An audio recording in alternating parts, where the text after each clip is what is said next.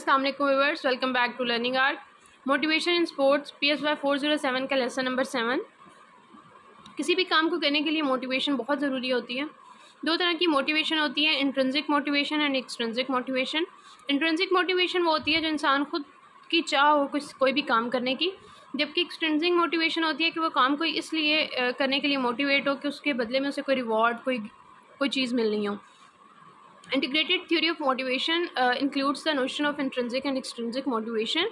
This theory is based upon the centerpiece of self-determination. Self-determination भी बहुत ज़रूरी है मोटिवेशन के लिए, और ये जब दोनों चीज़ें मिल जाती हैं, इंसान मोटिवेटेड भी हो और सेल्फ डिटरमिनेड भी हो, तो सक्सेस को इजीली गेन कर सकता है। सोशल फैक्टर्स जो आ जाते हैं मोटिवेशन के लिए, that is success and failure. अगर एक एथलीट ने अपने पास्ट में सक्सेस और जीत एक्सपीरियंस की होगी तो वो ज़्यादा मोटिवेटेड होगा बनिस्बत उसके जिसने अपने पास्ट में ज़्यादा फेलियर देखा होगा या ज़्यादा गेम्स वो हारा होगा। कंपटीशन एंड कॉर्पोरेशन, कंपटीशन है वो रिलेट करता है ईगो गोल ओरिएंटेशन से, और कॉर्पोरेशन रिलेट करता है टास्क और मास्टरी गोल ओरिएंटेशन से। कंपटीशन का मोटिवेशन पर पॉजिटिव इफेक्ट भी होता है और नेगेटिव इफेक्ट भी होता है। कोचेस बिहेवियर, अगर कोच का बिहेवियर बहुत डोमिनेटिंग होगा, रूड होगा और कंट्रोलिंग होगा, तो इसका इफेक्ट एथलीट पे नेगेटिव होगा। उसकी जो इंस्ट्रिंसिक मोटिवेशन है वो इफेक्ट होगी, डिस्ट्रॉय हो जाएगी। बस आ जाते हैं साइकोलॉजिकल मीडिएटर्स। इसमें हमारे पास सबसे पहले है कॉम्पिटेंस। कॉम्पिटेंस को हम सेल्फ कॉन्फिडेंस भी कहते हैं।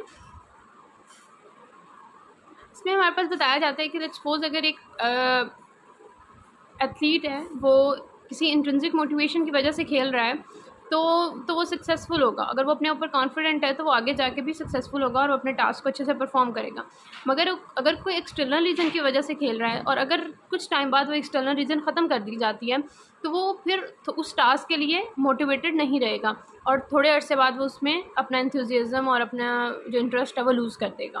ऑटोनॉमी, इसका मतलब है ख़ुद मुख्तारी, और हम बग़ैर ख़ुद मुख्तारी के सेल्फ डिटरमिनेड नहीं हो सकते। Then there is relatedness.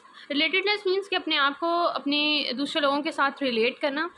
एक टीम तभी टीम बनती है जब वो सब लोग आपस में एक दूसरे के साथ जुड़े हों, वो एक दूसरे की केयर कर रहे हों, और बीइंग अ सोशल एनिमल ये हम सब की ज़रूरत है। तो जब एक एथलीट अपनी फील्ड में उतरता है तो अगर वो अपने साथियों को सपोर्ट देगा और उनसे सपोर्ट उसे मिलेगी तो वो गेम में बेटर परफॉर्म करेगा। Next we have levels of motivation. Level of motivation depends upon 7 factor. सबसे पहले ए मोटिवेशन, इट्स मीन कि मोटिवेशन का ना होना, जिसमें एथलीट कंफ्यूज होता है, दैट ही डोंट नो कि उसने वो पर्टिकुलर गेम क्यों खेल रहा है, या वो ये काम क्यों करना चाह रहा है, या उसके पीछे वो किसी बेनिफिट के लिए खेल रहा है, या वो उसका खुद का दिल चाह रहा है। तो basically it's a absence of motivation, यानी मोटिवेशन का ना होना। इंट्रिंसिक मोटिवेशन, इंसान का खुद से किसी काम को करने का दिल होना, या वो खुद चाहता हो कोई नॉलेज गेन करना चाह रहा हो, वो कोई इल्म हासिल करना चाह रहा हो, कोई टास्क कंप्लीट करना चाह रहा हो, किसी गोल को अचीव करना चाह रहा हो, या कोई नई चीज़ एक्सपीरियंस करना चाह रहा हो, कोई स्किल सीखना चाह रहा हो, यानी वो खुद से जो कोई काम करना चाह रहा हो, that is intrinsic motivation. Then हमारे पास है एक्सट्रिंसिक मोटिवेशन। एक्सट्रिंसिक मोटिवेशन वो मोटिवेशन होती है जो कि बाहर से किसी चीज़ की वजह से आप कोई काम करना चाह रहे हो, यानी कोई मोटिवेशन आपको इस तरह मिल रही हो कि एक इंसान इसलिए काम कर रहा हो कि उसे ट्रॉफ़ी मिलनी है, उसे कोई पैसे मिलने हैं, कोई लोगों से शाबाशी मिलनी है, सोशल अप्रूवल मिलना है, या फिर किसी डर की वजह से वो कोई काम कर रहा हो, that is extrinsic motivation. Next है एक्सटर्नल रेगुलेशन, वो भी इन एक्सट्रिंसिक मोटिवेशन से मिलता जुलता है।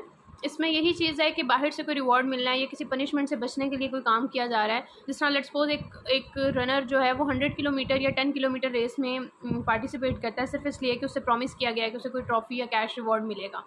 इंट्रोजेक्टेड रेगुलेशन में हमारे पास आ जाता है कि एथलीट सिर्फ इसलिए कुछ चीज़ प्रैक्टिस कर रहा हो या कोई काम कर रहा हो कि उसका कोच उसे अच्छा समझेगा या उससे खुश होगा, ना कि इसलिए कि उसे बेटर प्लेयर बनना है। आइडेंटिफाइड रेगुलेशन में आ जाता है कि एक एथलीट सिर्फ इसलिए कोई एक्टिविटी या कोई काम करे क्योंकि वो उसके गोल तक पहुंचने का ज़रिया हो, यानी एग्जैक्ट उसको करने के बाद वो गोल अचीव ना हो, मगर उसको करने के बाद वो आगे अपने किसी इंटरेस्ट को परस्यू कर सके। हाँ, कहा जा सकता है कि वो उस काम को सीढ़ी बनाता है अपने किसी गोल पे पहुँचने के लिए। इंटीग्रेटेड रेगुलेशन में आ जाता है कि एक जो एथलीट है उसका जो कोच है वो कंट्रोलिंग बिहेवियर अगर शो करता है एक टाइम के साथ, तो वो उस कंट्रोलिंग बिहेवियर के साथ काम करता रहे और अपने गोल्स पे फोकस करता रहे। तो कुछ टाइम गुजरने के बाद ऐसा होगा कि उसे वो उसका कंट्रोलिंग बिहेवियर एक्सटर्नली कंट्रोलिंग नहीं लगेगा, यानी उसे नहीं लगेगा कि उसे बाहर से कंट्रोल किया जा रहा है, बल्कि उसे लगेगा कि वो खुद से इस तरह चाह रहा है। That is consequences of motivation. यहाँ हमारे पास 4 किस्म के रिसर्चर्स के नाम दिए गए हैं जिन्होंने इंटीग्रेटेड मॉडल को सपोर्ट किया था। देन हमारे पास कॉग्निटिव एवेल्यूएशन थ्योरी है। बताया जाता है कि अगर एक्सट्रिंसिक मोटिवेशन को हम सामने रखते हैं तो ये इसमें इतनी सलाहियत है कि वो इंसान के इंट्रिंसिक मोटिवेशन को ख़त्म कर दे। यानी अगर वो इस चाह में कोई काम कर रहा है कि उसे कोई रिवॉर्ड मिलेगा या कोई पैसा मिलेगा या कोई और चीज़ मिलेगी, तो अगर वो चीज़ ख़त्म हो जाएगी तो थोड़े अर्से बाद उसका इंटरेस्ट भी ख़त्म हो जाएगा। इसमें 2 चीज़ें आ जाती हैं, the controlling aspect and then the informational aspect. Controlling aspect of the theory predicts that the intrinsic motivation will be reduced if extrinsic motivation is perceived as being controlling. अगर तो controlling aspect extrinsic controlling aspect है और अगर ये हावी रहेगा तो इंसान का जो खुद से कुछ करने की चाह वो ख़त्म हो जाएगी। जबकि अगर तो इंफॉर्मेशनल एस्पेक्ट होगा, यानी extrinsic motivation will actually enhance intrinsic motivation if external reward is perceived as being suggestive of personal competence. यानी अगर ये एक्सटर्नल रिवॉर्ड हेल्प करेगा उसकी मोटिवेशन को ग्रो करने के लिए तो ये फिर बेनिफिशियल होगा। फिर भी जो मोस्टली रिसर्चर हैं वो यही कहते हैं कि एक्सटर्नल रिवॉर्ड जो यंग एथलीट्स की इंटरनल डिज़ायर को ख़त्म कर देते हैं और इस तरह एक्सट्रिंसिक मोटिवेशन का होना ज़्यादा ज़रूरी है बेनिस्बत एक्सट्रिंसिक। व्यूअर्स, ये था हमारा लेसन नंबर 7। मिलते हैं अपने नेक्स्ट लेक्चर में। अल्लाह हाफ़िज़।